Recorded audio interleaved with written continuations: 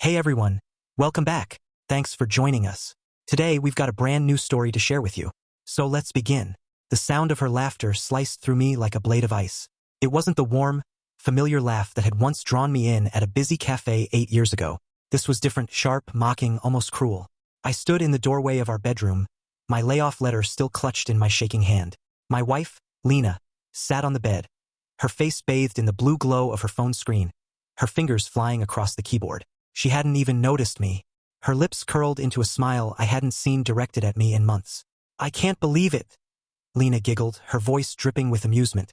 "Alex actually thinks his restructuring excuse is fooling anyone. God, he's so clueless." The words hit me like a punch to the gut. I had just been laid off from Apex Dynamics after 9 years of loyal service, climbing the corporate ladder, sacrificing weekends and holidays. And here was Lena, not just unsympathetic, but actively ridiculing my professional downfall to someone else. I stayed frozen, still unseen. She continued, "Don't worry about tonight. He'll probably be drowning in self-pity somewhere. Come over at 8. I need something to take my mind off having to pretend I care about his career crisis." In that moment, something inside me snapped. The pain was still there, searing and overwhelming, but a colder, more calculated feeling rose alongside it. I quietly stepped back from the door and descended the stairs, my mind already beginning to plan what would later become my masterpiece of retribution. I had always been the strategist, the chess player who saw 5 moves ahead. At Apex, my colleagues had nicknamed me the Analyzer for my ability to predict market shifts and position our products. Now, those same skills would serve a different purpose. An hour later, Lena came downstairs. I was sitting at the kitchen island, my laptop open, pretending to update my resume. I had carefully arranged my face into a mask of dejection and vulnerability. "Hey," I said, my voice deliberately hollow. "I need to talk to you about something." She placed a hand on my shoulder, a gesture that might have seemed comforting to an outsider, but I felt the reluctance in her touch, saw the impatience flickering behind her practiced concern. "I was laid off today," I said, my gaze fixed on her. "Budget cuts," they said. "Restructuring." I watched her closely, noting how expertly she faked surprise, how she molded her features into an approximation of sympathy. 6 years of marriage had made me fluent in the language of her deceptions. "Oh, Ben, I'm so sorry," she said, her voice a masterclass in feigned compassion. "But you know what? Maybe this is an opportunity. You've been working so hard for so long." I nodded, playing the part of the grateful husband. "That's one way to look at it. I have a decent severance package, 3 months' salary, plus my stock options." Her eyes flickered at that, a tiny tell, but I caught it. Money had always interested Lena more than she cared to admit. I'd seen that same look when we discussed bonuses or when I mentioned a colleague's new luxury car. "That's something at least," she said. "What's your plan?" "I'll start looking tomorrow. Maybe take a couple of days to process this. I have some contacts who might be able to help." She nodded, already detaching, already thinking about 8 o'clock, about whoever was waiting for her message. "I'm sure you'll find something soon," she offered, the platitude hanging hollow between us. "Listen, I have to work late tonight. Big project due tomorrow." I offered her the smile of a trusting husband. "No problem. Don't work too hard." As she turned away, relief evident in the loosening of her shoulders, I allowed myself a moment of crystal clarity. Our marriage had been dying for longer than I had been willing to admit. The signs had been there. The late nights, the sudden password changes on her phone, the diminishing intimacy. But sometimes, even the most perceptive people are blind to what's right in front of them when emotions are involved. Not anymore. Now I saw everything. The next morning, I began methodically executing my plan. While Lena was in the shower, I transferred half of our savings, $175,000, into a private account she knew nothing about. It wasn't illegal. My name was on the account too. I considered it the seed funding for my revenge. I spent the next week pretending to job hunt while secretly reigniting dormant connections with venture capitalists I had impressed during my time at Apex. Liam Hayes, in particular, had always told me to call if I ever wanted to do something disruptive. "Ben Carter," he said when I met him for lunch at an upscale downtown restaurant. "The Analyzer himself. Sorry to hear about Apex. Their loss." I laid out my proposal, carefully crafted to appeal to Liam's appetite for both profit and drama. I wanted to acquire Horizon Data, Lena's company, not because it was particularly successful, but because it was undervalued and ripe for takeover. "I know their weaknesses," I explained, keeping my personal motivations concealed beneath layers of business strategy. "Their security division is bleeding money, but their data analytics suite is gold. With the right leadership, we could triple their market share in 18 months. Liam studied me over his whiskey. This feels personal, Ben. I met his gaze steadily. Business is always personal. That's why some succeed while others fail. He chuckled, recognizing ambition when he saw it. All right, I'm intrigued. Let me make some calls. Within 2 weeks, I had secured commitments for $4 million in venture capital. Liam had brought in 2 other investors, both eager to be part of what they saw as a savvy market play. None of them knew the full story. None of them needed to. The acquisition began quietly, through shell companies and proxy purchasers. Horizon Data wasn't publicly traded, which made things more complicated but also more discreet. Their shares were held by the founding partners and a small group of private investors, many of whom were ready to cash out given the right offer. By day, I maintained the fiction of the job-seeking husband. I went to networking events, scheduled interviews I had no intention of pursuing seriously, and came home with stories of promising leads. Lena barely listened, her attention increasingly consumed by her phone and her work commitments. Our home life settled into a pantomime of normalcy. We ate dinner together 2 or 3 times a week, exchanged pleasantries about our days, and slept with a widening gulf between us in our king-sized bed. The difference was that while Lena believed in the performance, I recognized it for the facade it was. One night, as she was preparing to leave for another late meeting, I decided to gather more ammunition. I was thinking, I said casually, maybe we should use some of our savings for me to start a consulting business, just until I find something permanent. She froze momentarily, guilt flashing across her face. I don't think that's a good idea right now. We should be conservative with our money until you're employed again. I nodded as if considering her wisdom. You're probably right. I checked our joint account today. The balance seemed a bit lower than I expected. The lie worked perfectly. Panic brightened her eyes before she controlled it. I transferred some to pay off my credit card. Should have mentioned it. Sorry. Another lie to add to the growing collection. I knew exactly where our money was going. Weekend getaways disguised as conferences, expensive gifts for her lover, hotel rooms when working late wasn't convenient. I had accessed her credit card statements online using the password she didn't know I knew. The evidence was damning, but I wasn't ready to reveal my hand. Not yet. By the end of the 2nd month, the acquisition was nearly complete. Through various entities, I owned 42% of Horizon Data. Another 15% was controlled by Liam and his associates, who had agreed to vote with me in board decisions. The remaining shareholders were divided and largely disinterested in governance, making my effective control of the company secure. At home, the charade continued. Lena had grown even more distant, more brazen in her deceptions. Twice, she hadn't come home until morning, offering transparent excuses about falling asleep at her friend Maya's place after working late. I accepted each lie with apparent understanding, adding it to the arsenal I was assembling against her. The final phase of my plan required precise timing. Through my network of informants, former colleagues now employed at Horizon Data, administrative staff who appreciated generous gift cards in exchange for information, I learned that Lena had been using company resources to conduct her affair. Emails on company servers, inappropriate use of the corporate apartment, even billing personal expenses as business costs. It was a pattern of behavior that violated at least 6 different clauses in her employment contract. I also discovered the identity of her lover, Robert Vance, VP of Product Development at Horizon, married with 2 children, and directly involved in Lena's recent promotion. The pieces were falling into place more perfectly than I could have scripted it myself. On a Wednesday in late October, 3 months after my unceremonious exit from Apex, the board of Horizon Data called an emergency meeting. As majority shareholder, I had remained anonymous until then, working through lawyers and representatives. Today would change that.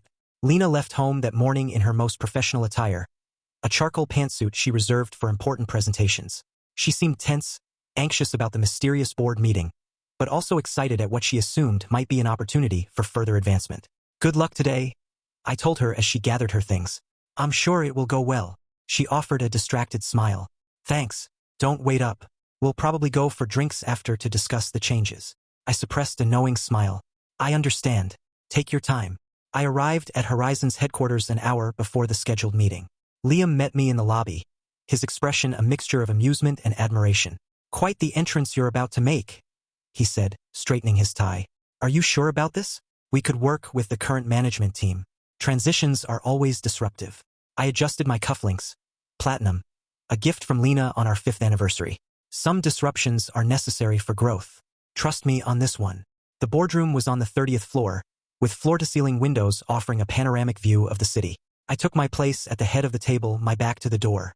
As the existing board members filed in, they knew only that the majority shareholder would be revealing himself and announcing changes to the executive structure. At precisely 2 p.m., the door opened one final time. I heard the sharp intake of breath, the sudden stillness that told me Lena had entered and spotted me. I allowed the moment to stretch, savoring the shock that must be registering on her face, before slowly turning my chair. "Lena," I said calmly, "thank you for joining us. Please take a seat." She stood frozen in the doorway, her face drained of color. "Ben, what are you doing here?" I gestured to the board members, who were watching the exchange with evident confusion. "I'm leading this meeting as majority shareholder and newly appointed CEO of Horizon Data." I turned to the others. "For those who don't know, Lena Carter is my wife, a fact that until this moment she didn't realize was relevant to her professional life." Lena moved mechanically to an empty chair, her eyes never leaving my face. I could see her mind racing, calculating the implications, searching for an escape route. The strategist in me admired her composure, even as the betrayed husband in me hardened against the panic in her eyes. "As I was saying," I continued, addressing the room, "Horizon is at a crossroads. We have tremendous potential, but also significant challenges. Over the next hour, I'll outline my vision for restructuring the company to maximize our strengths and address our vulnerabilities." I proceeded with a detailed presentation, demonstrating intimate knowledge of Horizon's operations, financials, and market position. The board members gradually shifted from suspicious to impressed as I identified specific inefficiencies and proposed solutions. Lena remained silent, her initial shock evolving into a simmering anger that she struggled to contain. When I concluded the business portion of the meeting, I turned my attention directly to her. "Now, there's one additional matter to address. Ms. Carter, as head of marketing strategy, has been instrumental in shaping Horizon's public image. Unfortunately, she has also been engaged in activities that violate company policy and potentially expose us to significant liability." I opened a folder and slid documents across the table. Printouts of emails, expense reports, security logs, all meticulously organized and annotated. These materials document a pattern of misconduct, including misappropriation of company resources, violation of our ethics policy, and creating a hostile work environment through an inappropriate relationship with a subordinate. I turned to the board member serving as counsel. "I believe these constitute grounds for immediate termination, as outlined in Section 7.3 of the Employee Handbook." The counsel, a silver-haired woman with decades of corporate law experience, reviewed the documents with practiced efficiency. Her expression revealed nothing, but the slight nod she gave me confirmed what I already knew. "Mr. Carter is correct. These violations, if proven, would warrant termination under our current policies." Lena finally found her voice, though it trembled with barely controlled fury. This is absurd. A personal vendetta disguised as corporate governance. I'll sue for wrongful termination." I remained impassive. "The evidence speaks for itself, Lena. But if you prefer, we can discuss these matters in detail, including your relationship with Robert Vance and your creative use of the corporate expense account to fund your affair." At the mention of Robert's name, several board members exchanged glances. Robert was well respected within the company. His marriage and family life were a regular topic of casual conversation. Lena's face flushed with anger and humiliation. "You orchestrated this entire thing just to get back at me. For what exactly?" I interrupted, my voice dangerously soft. "For betraying our marriage. For mocking my job loss. For lying to my face day after day." "No, Lena, I didn't orchestrate this to get back at you. I orchestrated it because I saw an undervalued company with tremendous potential, currently hampered by unprofessional behavior and ethical violations.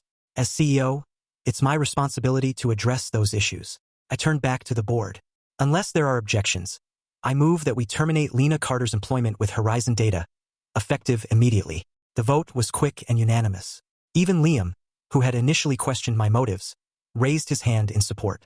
Not because they particularly cared about marital fidelity or personal vendettas, but because the evidence of professional misconduct was irrefutable, and no one wanted to align themselves with the losing side.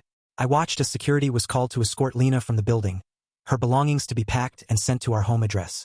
Her face as she left was a study in contradictory emotions. Rage, humiliation, disbelief, and beneath it all, a dawning recognition of just how completely she had been outmaneuvered. The aftermath unfolded more or less as I had anticipated. Robert Vance resigned the following day, hoping to outrun the scandal. He blocked Lena's number and emails, choosing to save his marriage and what remained of his professional reputation rather than stand by her. The coward's way out, but exactly what I had expected from a man who pursued married women and abused his position of authority.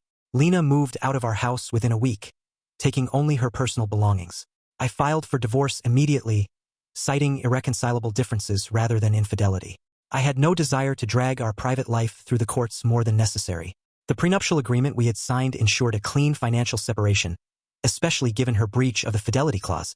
She tried calling several times in the first month, alternating between tearful apologies and vicious accusations. I let each call go to voicemail, listening to her messages with clinical detachment, hearing the progression from denial to anger to desperate bargaining. I recognized the stages of grief. She was mourning the life she had lost, the security she had taken for granted, the future she had carelessly gambled away. Meanwhile, I immersed myself in revitalizing Horizon. The company had solid foundations but had grown complacent under mediocre leadership. I implemented structural changes, reallocated resources to high-performing divisions, and recruited top talent from competitors, including Apex. The irony wasn't lost on me. The company that had discarded me was now watching their best people leave for the opportunity to work with me. Liam and his investors were delighted as quarterly results began to reflect our strategic shifts. Share value increased by 22% in the first 6 months under my leadership, and industry analysts who had previously overlooked Horizon were now paying attention. I occasionally heard updates about Lena through mutual acquaintances. She had struggled to find employment in our relatively close-knit industry, her dramatic exit from Horizon following her like a shadow. She had eventually taken a position with a small firm in another state, at a significantly reduced salary and title. Robert, I learned, had weathered the storm better, finding a role with a startup after a few months of consulting. Men like him always seemed to land on their feet, though his marriage had reportedly ended despite his abandonment of Lena. I felt no particular satisfaction in their struggles. The revenge that had initially fueled my actions had burned away, leaving behind something cooler and more sustainable. A sense of justice served, of balance restored. I had transformed betrayal into opportunity, humiliation into success. The accumulation of wealth and professional recognition were merely pleasant side effects of reclaiming control of my life. On the 1-year anniversary of my layoff from Apex, I stood at the window of my corner office at Horizon, looking out over the city as evening descended. My assistant had left a bottle of champagne on my desk with a note congratulating me on the company's record-breaking quarter. I hadn't planned to celebrate, but as I reflected on the journey of the past year, it seemed appropriate to acknowledge how far I had come. I poured a single glass and raised it in a solitary toast. Not to success or revenge or even survival, but to the unexpected gift that Lena and Apex had inadvertently given me. The opportunity to discover my own resilience, to rebuild my life on more authentic foundations. My phone buzzed with a text from Clara, the architectural engineer I had been dating for the past 2 months. She was intelligent, direct, and refreshingly honest, qualities I now valued far more than the superficial attraction that had initially drawn me to Lena. Dinner still on for 8? I have news about the Tokyo project. I smiled, typing a quick confirmation. The past was finally where it belonged. Behind me, a closed chapter in a story that continued to unfold in unexpected and promising ways. As I prepared to leave the office, I caught sight of my reflection in the window glass. I looked different than I had a year ago. More confident, certainly, but also more at peace. The man who had stood shell-shocked in his bedroom doorway, severance letter in hand, hearing his wife mock his misfortune, seemed like a stranger now. That man had been defined by what was done to him. This man, the one looking back at me from the glass, was defined by what he had done in response, by the choices he had made, the strength he had found, and the future he was actively creating. The greatest revenge, I had discovered, wasn't in destroying Lena's life or career. It was in refusing to let her betrayal define or diminish me. In rising from the ashes of that betrayal to build something better, stronger, and ultimately more fulfilling than what I had lost. I switched off my office light and headed out, leaving the empty champagne glass on my desk. Tomorrow would bring new challenges, new opportunities, new moves in the endless game of strategy that was business and life. And for the first time in longer than I could remember, I was genuinely looking forward to all of it. The checkmate I had engineered hadn't just been about winning the game against Lena. It had been about freeing myself to play a better, more meaningful game altogether. One where victory wasn't measured in another's defeat, but in my own growth, resilience, and capacity for genuine happiness. And that, I realized as I stepped into the elevator, was the most devastating revenge of all. To not just survive betrayal, but to thrive because of it, to transform pain into power and loss into liberation. To write a new story where the ones who tried to break you become nothing more than forgotten characters in the opening chapters of your success. Thanks for watching. If you enjoyed this video, don't forget to like, comment, and subscribe for more stories like this. See you next time.